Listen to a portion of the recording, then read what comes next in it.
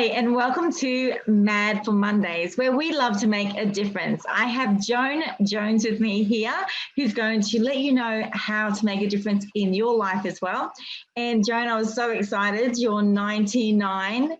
So my oldest guest to date, who will be getting a letter from the Queen, no doubt, at that next birthday.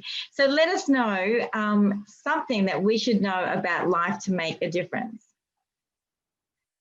Life make a difference. I'd say the main thing, don't waste time. It's all you have and it soon goes. Wow, I totally agree, Joan. It's so important, isn't it? You never get the time back.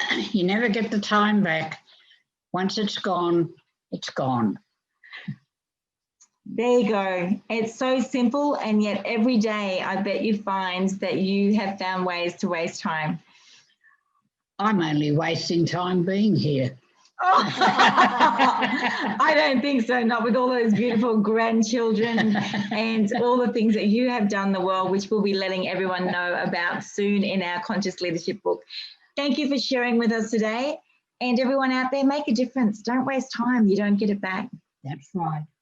Speak soon. Bye. Thank you.